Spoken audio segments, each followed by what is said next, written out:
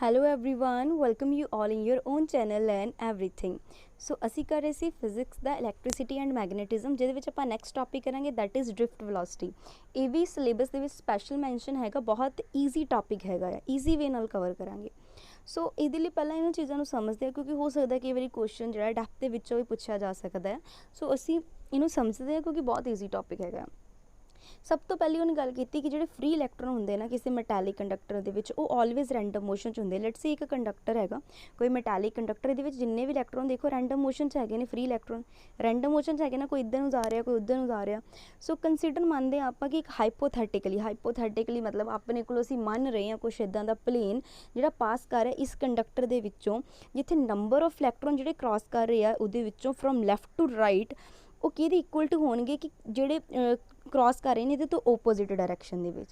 ਮਤਲਬ ਕਿ ਅਸੀਂ ਇੱਕ ਇੱਦਾਂ ਦਾ ਪਲੇਨ ਲੈ ਰਹੇ ਹਾਂ ਹਾਈਪੋਥੈਟਿਕਲੀ, ਮਤਲਬ ਮੰਨਿਆ ਹੋਇਆ ਆਪਾਂ ਕਿ ਇੱਦਾਂ ਦਾ ਪਲੇਨ ਆ ਜਿਹਦੇ ਵਿੱਚ ਜਿੰਨੇ electron from left to right ਜਾ ਰਹੇ ਆ, ਉਨੇ ਉਸ ਤੋਂ ਓਪੋਜ਼ਿਟ ਵੀ ਕ੍ਰਾਸ ਕਰ ਰਹੇ। ਸੋ ਮਤਲਬ ਕਹਿਣ ਦਾ ਮਤਲਬ ਹੈ ਕਿ ਨੈਟ ਫਲੋ ਆਫ ਚਾਰਜ ਕਿੰਨਾ ਹੋ ਗਿਆ ਉਸ ਪਲੇਨ 'ਚੋਂ? ਜ਼ੀਰੋ, ਕਿਉਂਕਿ ਓਪੋਜ਼ਿਟ ਜਾ ਰਹੇ ਨਾ, ਦੋਨੇ ਨੈਗੇਟਿਵ ਕੈਂਸਲ ਕਰ ਦੇਣੇ, ਪੋਜ਼ੀਟਿਵ ਨੈਗੇਟਿਵ ਇੱਕ ਦੂਜੇ ਨੂੰ ਕੈਂਸਲ ਕਰਨਗੇ। ਸੋ ਇਸ ਕਰਕੇ ਮੇਰੀ ਡਾਇਰੈਕਸ਼ਨ ਨੈਗੇਟਿਵ ਹੋ ਜਾਏਗੀ ਨਾ, ਸੋ ਇਸ ਕਰਕੇ ਉਹ ਕੈਂਸਲ ਕਰਨਗੇ। ਨੈਟ ਜਿਹੜਾ ਆਪਾਂ ਗੱਲ ਕਰਦੇ ਉੱਥੇ ਚਾਰਜ ਆ ਉਸ ਪਲੇਨ 'ਚੋਂ ਕੀ ਹੋ ਜਾਏਗਾ? ਜ਼ੀਰੋ। ਮੰਨ ਲਓ ਅਸੀਂ ਜਿਹੜੇ ਐਂਡ ਆ ਉਸ ਕੰਡਕਟਰ ਦੇ ਉਹ ਕਨੈਕਟ ਕਰ ਦਿੰਦੇ ਬੈਟਰੀ ਨਾਲ, ਇਹ ਦੋਨੇ ਐਂਡ ਅਸੀਂ ਕਨੈਕਟ ਕਰ ਦਿੱਤੇ ਬੈਟਰੀ ਦੇ ਨਾਲ। ਇਫ ਦਾ ਅਸੀਂ ਐਂਡ ਕਨੈਕਟ ਕਰ ਦਿੱਤੇ ਬੈਟਰੀ ਨਾਲ, ਹੁਣ ਤੁਸੀਂ ਆਪ ਦੱਸੋ ਜਦੋਂ ਬੈਟਰੀ ਨਾਲ ਕਨੈਕਟ ਕੀਤੇ ਤਾਂ ਉੱਥੇ ਕੀ ਹੋ ਜਾਣਾ? ਇਲੈਕਟ੍ਰਿਕ ਫੀਲਡ ਸੈਟਅਪ ਹੋ ਜਾਣਾ at the every point with in the conductor. ਇਹ ਹੋ ਗਿਆ। ਤਾਂ ਜਿਹੜੀ ਫੋਰਸ ਐਕਟ ਕਰ ਰਹੀ ਆ ਉਸ ਇਲੈਕਟ੍ਰੋਨਸ 'ਤੇ ਉਹ ਕਿੰਨੀ ਆ ਜਾਏਗੀ? Minus E into E। ਇਹ ਹੁਣ ਕਿੱਦਾਂ ਆਇਆ? ਜਿਹਨਾਂ ਨੇ ਪ੍ਰੀਵੀਅਸ ਵੀਡੀਓ ਦੇਖੀ ਉਹਨਾਂ ਨੂੰ ਪਤਾ ਇਲੈਕਟ੍ਰਿਕ ਫੀਲਡ ਕੀ ਹੁੰਦਾ, ਫੋਰਸ ਪਰ ਯੂਨਿਟ ਚਾਰਜ ਕਿੰਨਾ ਇੱਥੇ ਇਲੈਕਟ੍ਰੋਨ 'ਤੇ ਲੈ ਰਹੇ ਹਾਂ ਆਪਾਂ। ਹੁਣ ਫੋਰਸ ਇੱਥੋਂ ਕਿੰਨਾ ਆ ਗਿਆ? E into minus E। ਹੁਣ ਉਹਨੇ ਆਪਾਂ ਗੱਲ ਕੀਤੀ ਓਪੋਜ਼ਿਟ ਆ, डायरेक्शन की ओपोजिट, इसलिए क्या माइनस आ गया मेरे पास। सो ये देखो ही दसिया उन्हें नैगेटिव साइन की दस रहा, the electron is opposite to the direction of electric field तो ओपोजिट जाएंगे। सो ये फोर्स आ गया minus E into capital E हैगा चार्ज, कैपिटल E हैगा इलैक्ट्रिक फील्ड। सो हम उत्थे देखते एक्सेलरेशन कितनी प्रोड्यूस हुई उस इलैक्ट्रॉन्स जो इलैक्ट्रिक फील्ड मिले उन्होंने एक्सेलरेशन प्रोड्यूस हुई। हुण सानू पता न्यूटन के सैकेंड लॉ के अकॉर्डिंग फोर्स इक्वल टू होंदा ma, तो एक्सेलरेशन की आ जाएगी इत्थों A is equal to F upon M आ जाएगा कि नहीं? तो F की वैल्यू आप हुणे निकाली, उत्थे असीं पुट कर देवांगे, कर दित्ती। यही जिहड़ी एक्सेलरेशन आ, ठीक है, ये जो एक्सेलरेटेड इलैक्ट्रॉन आ वो गेन करते एक्सट्रा वेलोसिटी, बट जी ये एक्सट्रा वेलोसिटी है ना डिस्ट्रॉय हो जाती हर कोलिजन से, जो आपस में कोलाइड करते हैं ना एक डिस्ट्रॉय हो जाती है। सो एट दिस स्टेज होंदा कि इलैक्ट्रॉन इज अगेन एक्सेलरेट होंदे आ बाय द इलैक्ट्रिक फोर्स, ठीक है, from its rest position. This means कि जी एवरेज इनीशियल वेलोसिटी है ना इलैक्ट्रॉन की वो की आ? जीरो। सो इनीशियल आप जीरो ले ली, तो net result is that of electron acquire of slow drift velocity, यानी सारी एक वेलोसिटी ना अगे जाएंगे एवरेज वेलोसिटी, जिन्होंने आप बोलेंगे drift velocity VD in the direction opposite to electric field. भी पूछा जा सकता है, हमेशा जो ड्रिफ्ट वेलोसिटी डायरेक्शन होंगी opposite to direction of electric field होंगी है।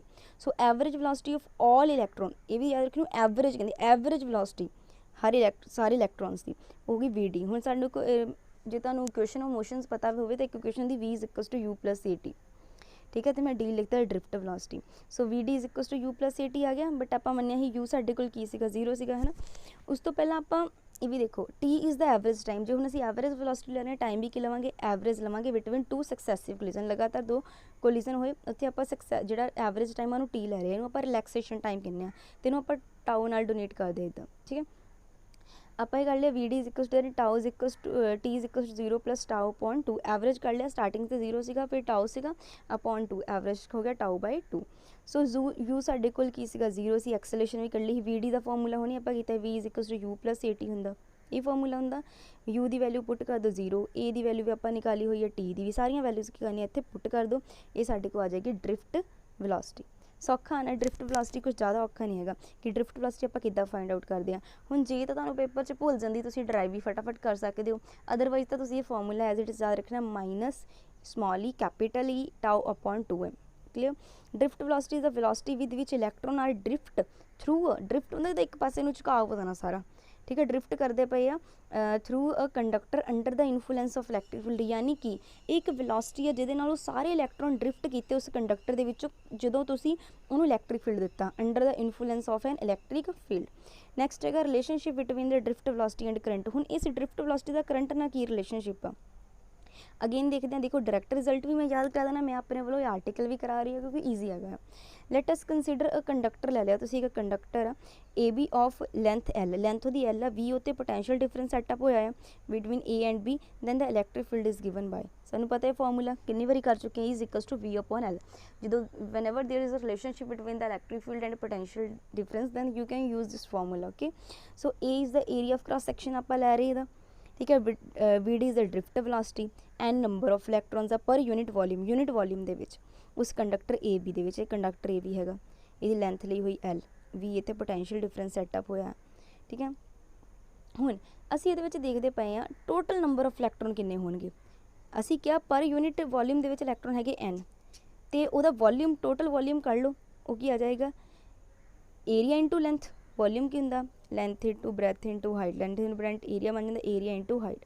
सो एरिया सी लिया सी ए, लेंथ कितनी सी एल, सो वॉल्यूम की हो गया ए इंटू एल। जे मैं देखो पर यूनिट वॉल्यूम के विच किन्ने से इलैक्ट्रॉन एन, पूरा वॉल्यूम ए एल, उस किन्ने हो जाएंगे मल्टीप्लाई कर दो एन इंटू ए एल, सो निकल गया। तो इलैक्ट्रॉन से चार्ज कितना ई, सो टोटल ए चार्ज भी निकल गया। इदां ही फिर नंबर ऑफ इलैक्ट्रॉन कर ले, एक इलैक्ट्रॉन के चार्ज ई है, टोटल चार्ज कितना हो जाएगा N A L into E.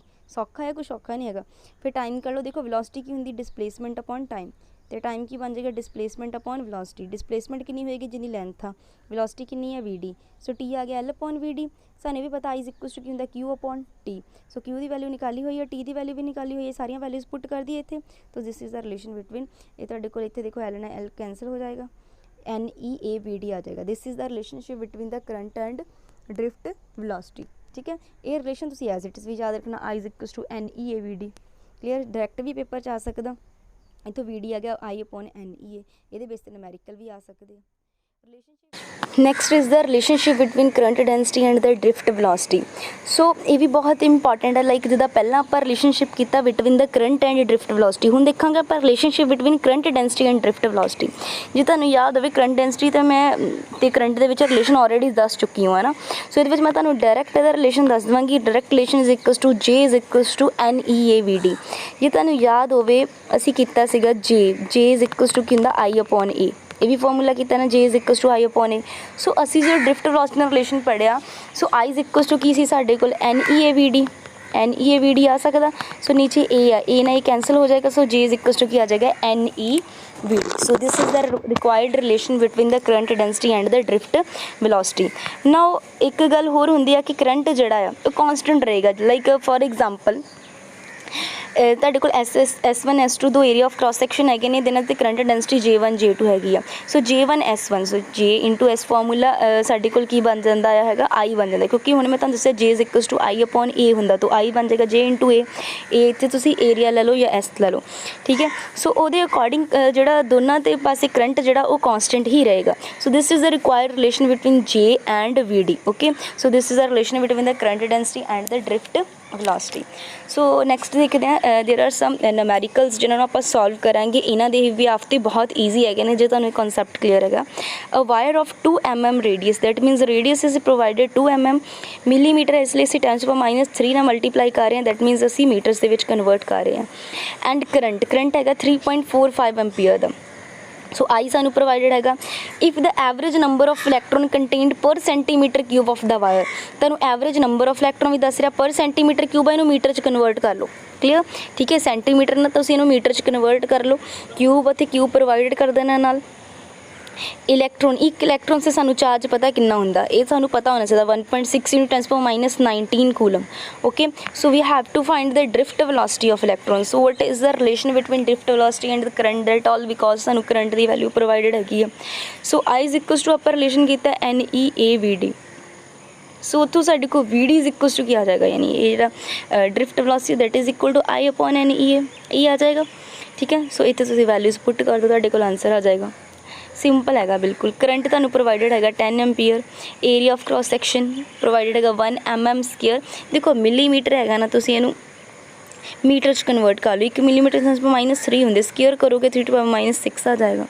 If density of A charge carries is the हुई है, density of charge carrier is 10⁻21 पर सेंटीमीटर, यानी पर सेंटीमीटर क्यूब जो तुहानूं कितने इलैक्ट्रॉन प्रोवाइड है 10⁻21 पर centimetre cube, okay you can convert it into the metres okay एक इलैक्ट्रॉन की वैल्यू सानू पता कितना चार्ज होंगे 1.6 into 10⁻19 coulomb so again we know the relationship between the drift velocity and the current so you can put all these values and you can get your answer.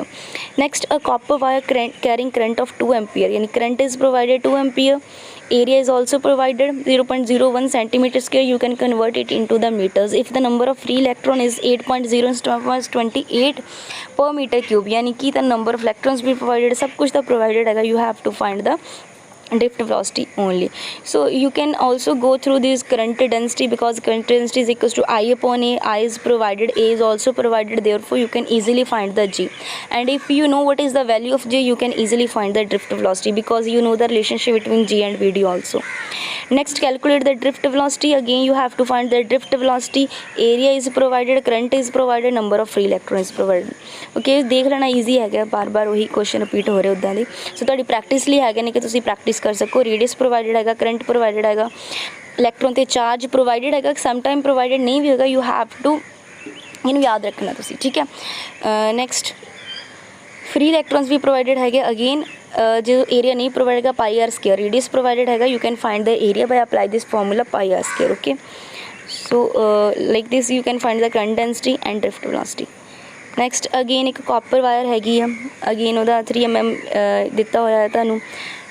Area of cross section, current दिता, number of electrons पता करने, density into Avogadro upon number upon atomic mass तुसीं find out कर सकते हैं. Total charge हुण I is equal to Q upon T हुंदा ते क्यू की बनेगा आई इंटू टी. 60 मिनट क्या मिनट नूं सैकंड कन्वर्ट लिए फिर 60 नाल मल्टीप्लाई कर दिता. Current density I upon A हुंदा, फिर ड्रिफ्ट वेलोसिटी भी फाइंड आउट हो गए. नैक्सट इज़ द स्टेशनरी और स्टेडी करंट कॉन्टीन्यूटी इक्वेशन. ये भी साडे सिलेबस दे विच मैंशन हैगी है ते बहुत ज़्यादा ईजी हैगी है. We know the relationship between the current and density. Current ते करंट डेंसिटी दे विच सानू रिलेशन पता I is equals to double integral J dot D S. ये आपां कर चुके हैं एक video they which.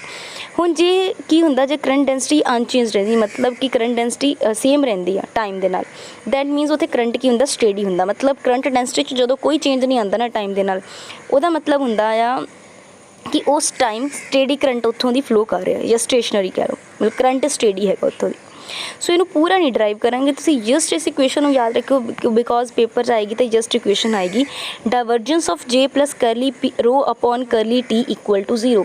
This is the quantity equation which represent the physical fact of the conservation of charge. असी गल की है कंजरवेशन ऑफ चार्ज की है ना कि चार्ज कंजर्व रहिंदा, बट इहदा जो फिजिकल फैक्ट है उन्होंने रिप्रजेंट कौन करदा, वो ये वाली इक्वेशन रिप्रजेंट करदी है कि चार्ज कंजर्व रहिंदा हैगा.